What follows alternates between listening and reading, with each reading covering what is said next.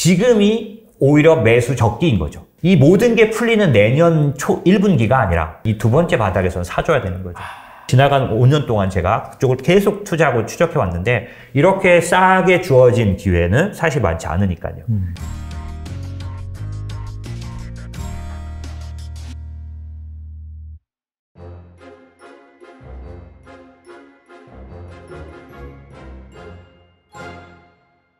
지금 반도체 쪽 좀 섹터에 대해서 좀 여쭤보고 싶은데, 사실 뭐 경기 침체 같은 경우에는 방금 말씀하신 것처럼 아직까지 뭐 시스템적인 리스크 관점에서 오지 않았다라고 말씀하셨는데, 이 필라델피아 반도체 지수를 보면은 너무 많이 맞았어요. 그러면서 이미 뭐 어느 정도 경기 침체를 상당히 반영한 것이 아니냐라고 볼 수 있는 부분인데, 거의 뭐 고점 대비 30% 넘게 빠졌죠.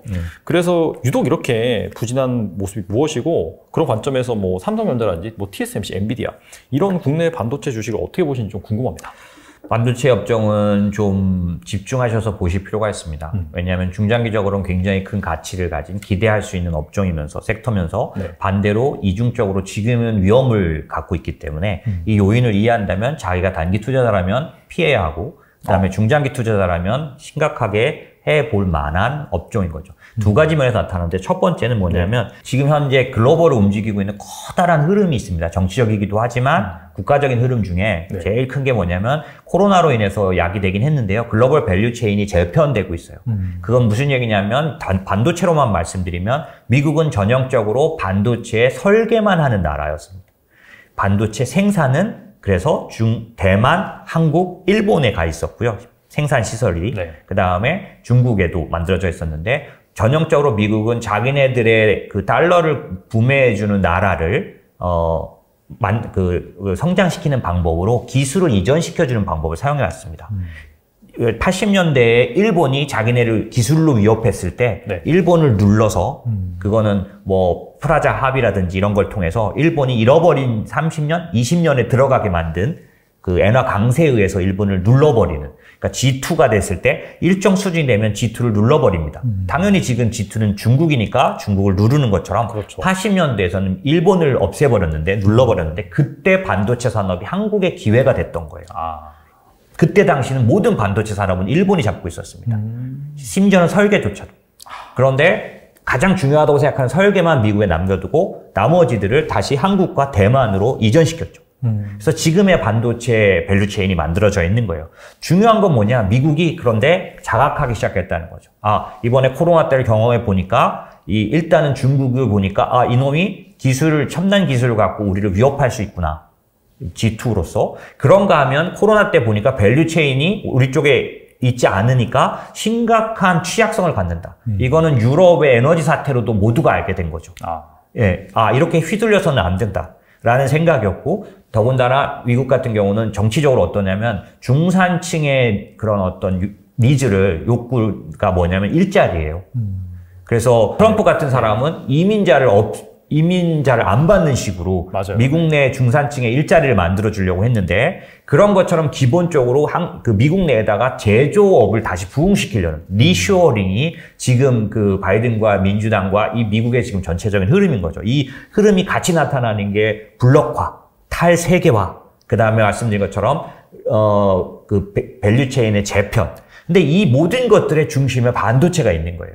왜냐하면 앞으로의 전쟁은 당연히 반도체가 가장 필수적인 그런 어떤 기술이나 그런 어떤 존재들의 전쟁이기 때문에 미국도 자기가 자기 내에 반도체 핵심 기술을 갖고 있고자 원하는 거고, 이건 중국도 마찬가지고 이건 유럽도 마찬가지입니다. 그렇기 때문에 이런 현상 속에서 최근에 바이든이 내놓은 칩스 앤 사이언스 액트라는 그 칩스 액트 같은 경우에도 미국 내 생산과 미국 내 기술 뭐 이런 것뿐만 아니라 며칠 전에 내놓은 엔비디아하고 AMD한테 경고장을 날렸죠. 이거 뭐냐면은 중국의 인공지능 반도체 수출 금지.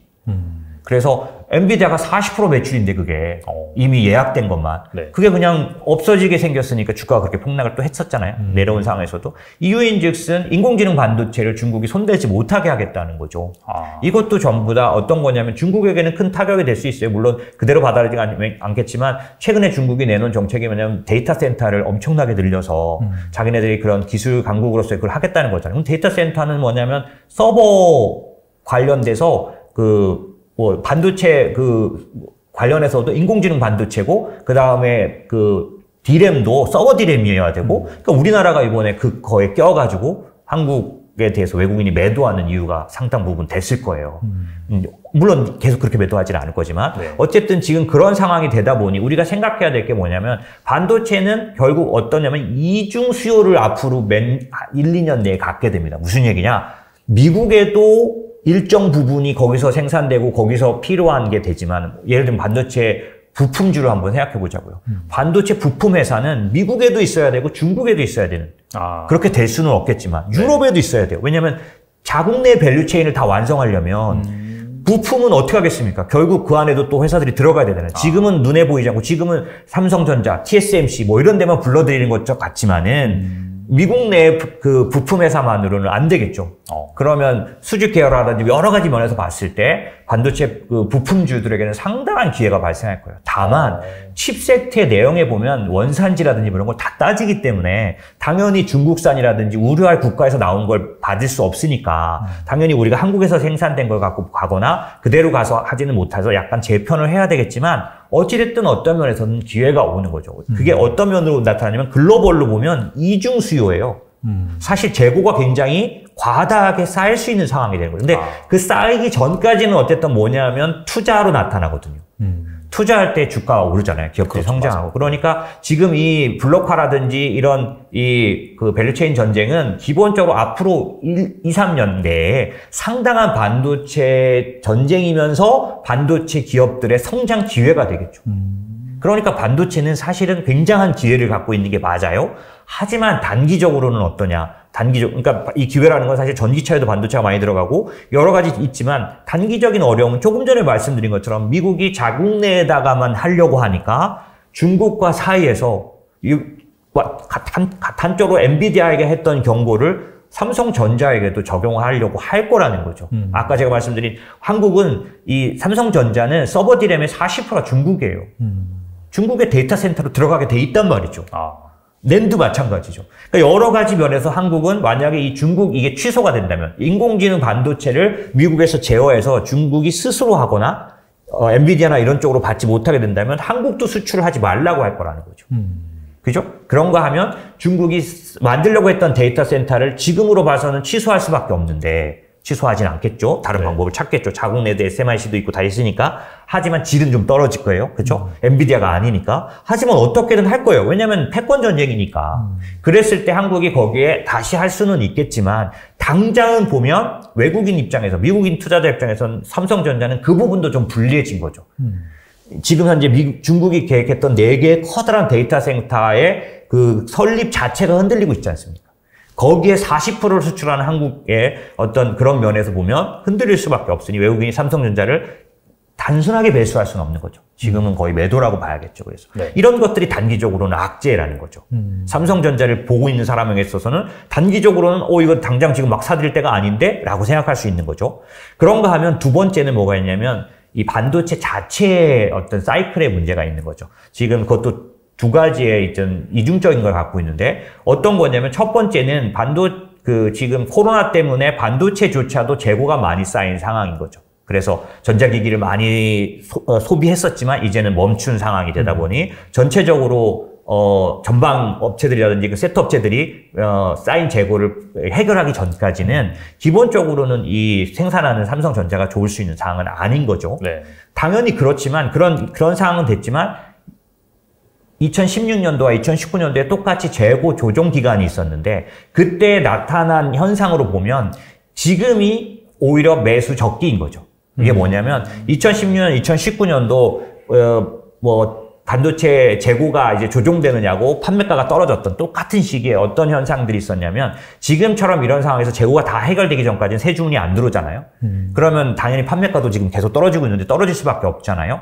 그런데 이런 상황에서 잘 그 두 번의 경우를 살펴봤더니 이 모든 게 풀리는 내년 초 1분기가 아니라 지금 이제 전 세계적으로 모든 하우스들이 지금 평가를 해보니까 네. 반도체가 사실 재고가 그렇게 많지는 않아요. 왜냐하면 삼성전자 같은 하이닉스 같은 데들은 만약에 그 메모리 같은 경우는 굉장히 관리를 잘하기 때문에 타이트로 그렇죠. 하기 때문에 재고가 엄청 쌓인 상황은 아닌 걸로 분명히 나오고 있습니다. 네네. 그래서 그런 면에서는 내년 1분기 정도가 새로운 가격 형성이 일어날 수 있는 그런 때로 보고 사실 주가 매수는 그 1분기에 만약에 시장이 정상화될 거라면 4분기에 사는 게 맞다. 보통 그렇게 보거든요. 근데 16년도와 19년도에 사례를 봤더니 삼성전자나 하이닉스는 이미 그런 반도체의 겨울이 예고가 되기 때문에 언제가 진짜 바닥이었냐면 쌍바닥이 꼭 나오더라는 거죠. 처음에 엄청나게 떨어진 다음에 그 다음에 다시 올라갔다가 다시 한번 바닥이 나오고 여기가 진짜 바닥이었다. 그런데 지금 삼성전자 잘 보시면 쌍바닥이 나오고 있죠. 맞아요. 예. 그래서 사실은 전체적으로 아까 이중적이라고 한 얘기는 삼성전자의 지금 불리한 상황, 반도체 자체 산토의 업종의 현재 상태는 안 좋습니다. 재고가 쌓여 있고 수요는 줄어들 거고 여러 가지 면에서 안 좋지만 주식은 항상 그 말이 나왔을 때 이미 빠져 있는 상황이에요. 맞아요. 예, 그래서 반도체 겨울은 이미 반영되기 시작한 지가 한참 됐고, 최근에 그런 어떤 수요나 이런 부족의 수요 감소하는 거에 대한 부분이 뒤늦게 나온 것 같지만 그게 쌍바닥으로 나온 거고요.